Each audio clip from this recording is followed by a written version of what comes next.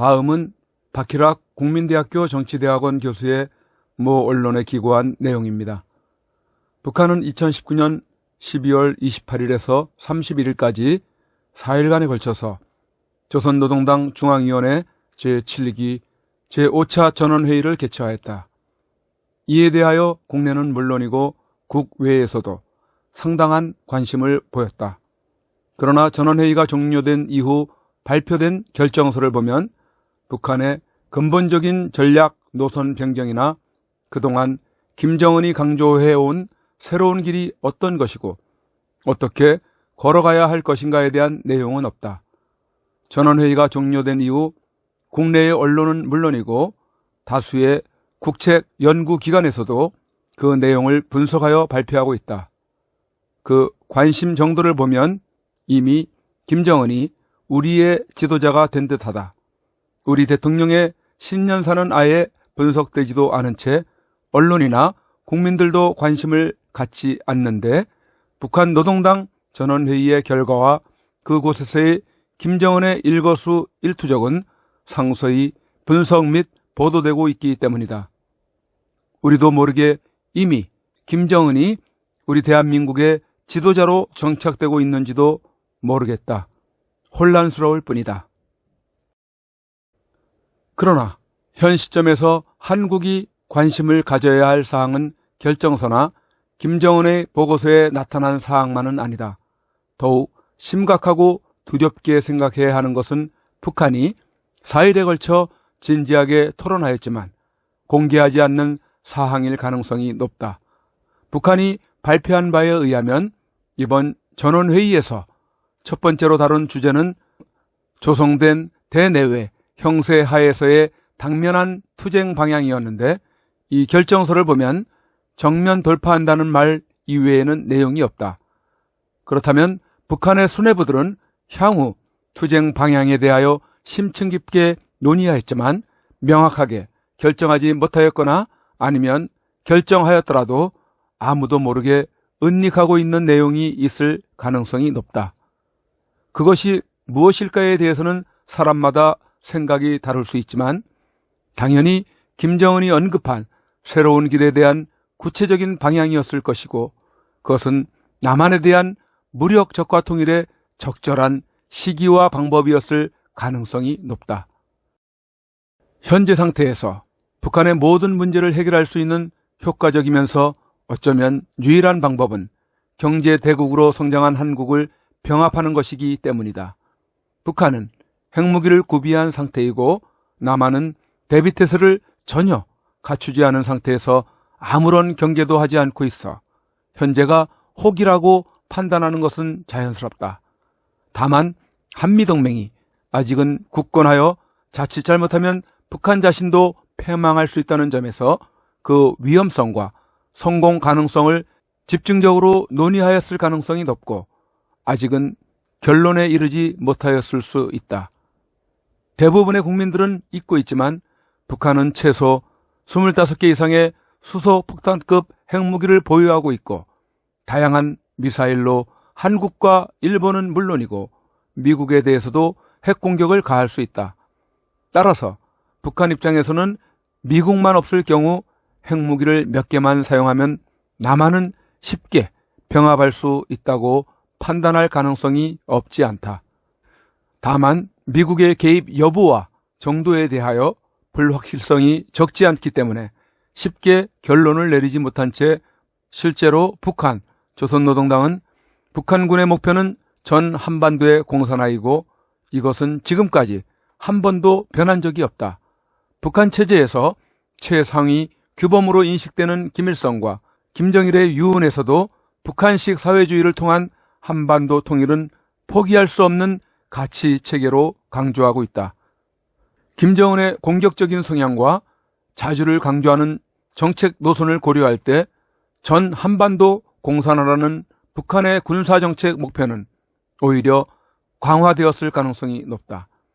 이제 핵무기까지 보유하였는데 이러한 선대의 유훈을 포기할까? 실제로 북한은 3.1 전쟁, 일주일 전쟁, 7.1 전쟁 등의 다양한 명칭으로 핵무기와 재래식 무기를 배합한 대남 공격 계획을 발전시켜오고 있고, 이러한 계획들의 위험성과 실현 가능성 등을 이번 노동당 전원회의에서 비밀리에 논의하였으리라 보는 것이 합리적이다. 다만 미국은 세계에서 가장 강력한 핵무력을 갖고 있고 남한을 보호한다는 약속을 하고 있다는 점에서 미국에 대한 확실한 대책이 필요하다고 판단하였을 가능성이 높다. 대륙간 탄도탄과 잠수함 발사 탄도탄을 개발해 나가고 있지만 아직 완성되지는 않은 상태이기 때문이다.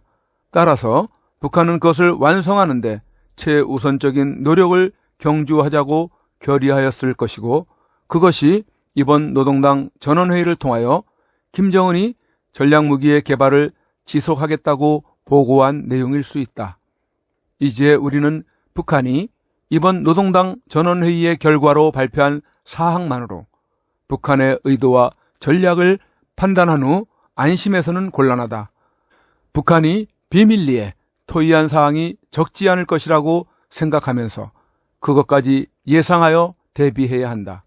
한국의 정보활동으로 그것이 무엇인지를 정확하게 파악할 수 있다면 최선이지만 그렇지 못한 경우에는 북한이 채택할 수 있는 가용한 모든 방안을 예상하고 그 방안들 모두에 대하여 나름대로의 대비책을 강구하지 않을 수 없다.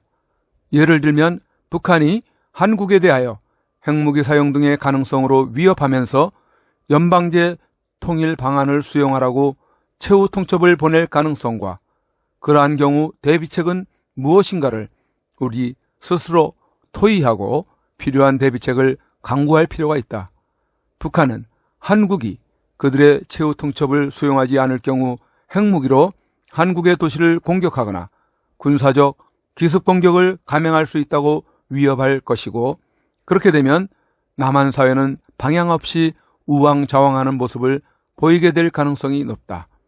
또한 북한이 서북 5개 도서 등을 공격하거나 점령할 경우 어떻게 대응할 것인가에 대해서도 진지하게 토의하고 대비책을 강구할 필요가 있다.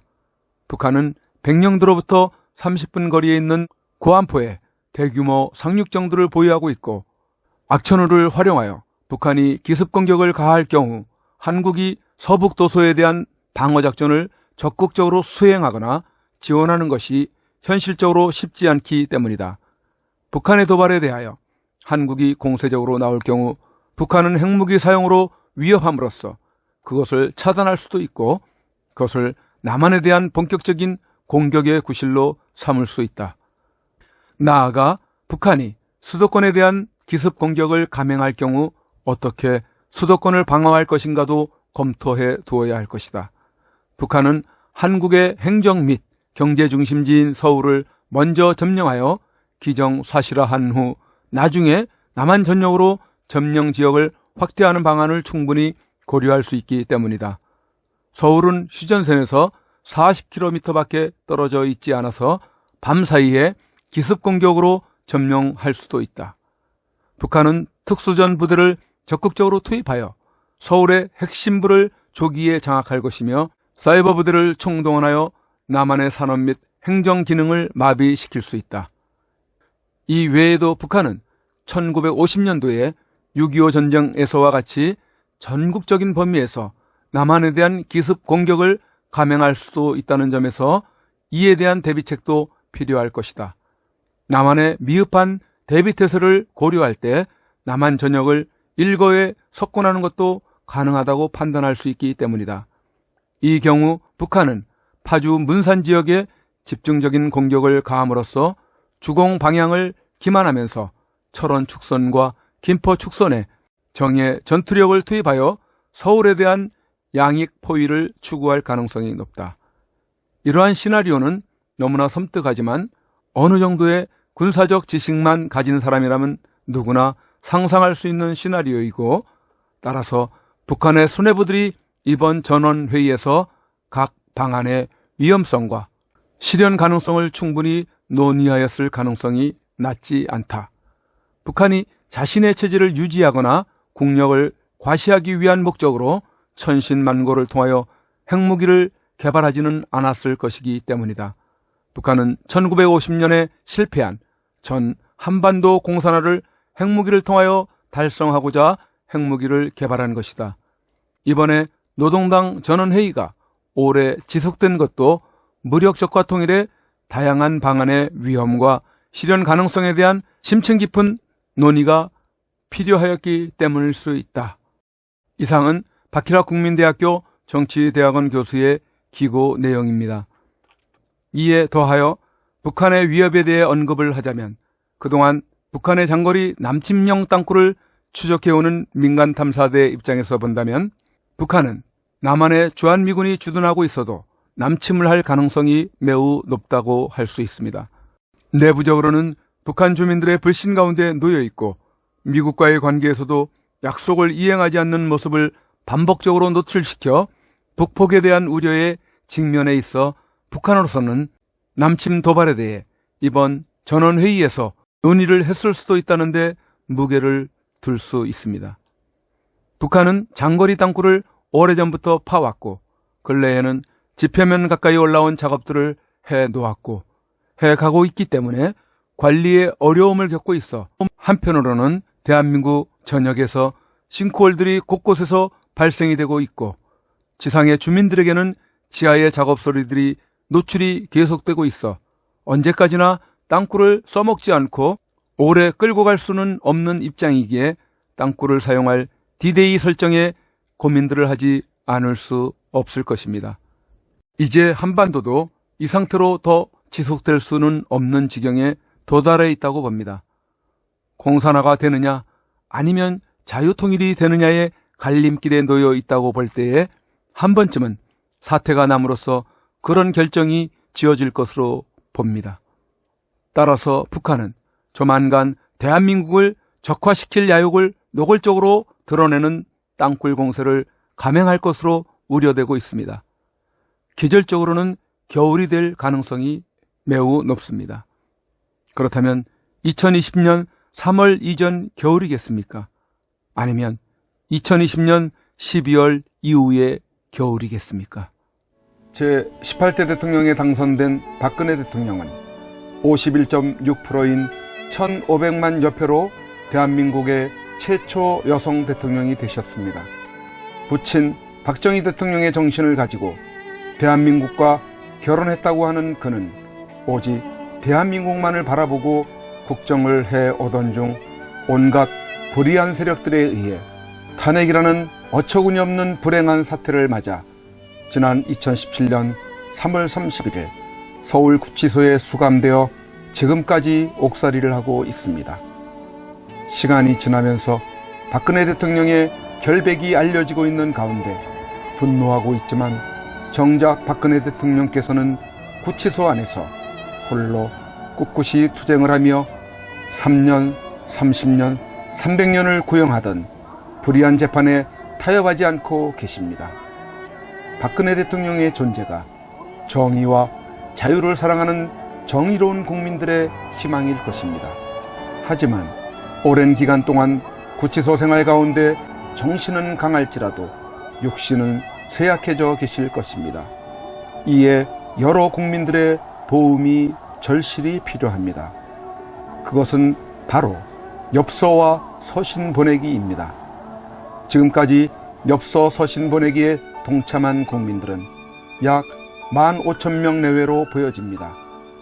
이는 박근혜 대통령을 18대 대통령으로 선택해 주신 유권자 1,500만 명의 0.1%에 해당하는 아주 적은 수치입니다. 대통령께서 더욱 꿋꿋하게 버티시게 하는 힘은 국민 여러분들의 관심 어린 서신입니다. 아직까지 동참하지 못하고 계시는 국민들께서 적어도 10% 정도인 150만 명은 엽서 서신 보내기에 꼭 참여하셔서 대통령을 다시 볼 수 있을 때까지 이 일에 함께 해주시면 좋겠습니다. 매일같이 산더미처럼 배달되는 여러분들의 엽서 서신을 통해 대통령께서는 크게 힘을 얻게 될 것입니다. 참여하는 방법으로는 선구자 방송에서 발행한 엽서를 주문하여 보내시고자 하시는 분들은 선구자 방송 연락처 010-2507-4861에 문자로 여러분의 성함과 정확한 집 주소와 엽서 수량을 적어 주시기를 바랍니다. 엽서는 지금까지 1차 9장 1세트, 2차 9장 1세트, 3차 엽서 9장 1세트가 발행되어 있어서 주문 시에는 각 회차당 몇 세트인지를 표기해 주시고 엽서 대금은 세트당 만원을 농협 360-02-140-392 예금주 황진무로 입금해 주시고 문자에 엽서를 주문해 주시면 되겠습니다. 그리고 별도로 서신이나 문구점에서 엽서를 이용하시는 분들은 서울구치소, 경기도 군포시 군포우체구 사서함 20호 수용자번호 503 박근혜 대통령 앞으로 보내시면 되십니다. 선구자 방송에서 발행한 엽서는 박근혜 대통령의 모습과 뜻깊은 사진으로 제작을 하여 그 의미를 가지고 있어서 박근혜 대통령께 더욱 감동이 전달될 것입니다. 지금까지 3차에 걸쳐 발행한 엽서는 다음과 같습니다. 보시고 꼭 엽서 서신 보내기 150만 명 10%에 동참하셔서 훗날 참 잘했다라는 긍지와 위안이 되시기를 바랍니다. 내가 가는 길이 험하고 멀지라도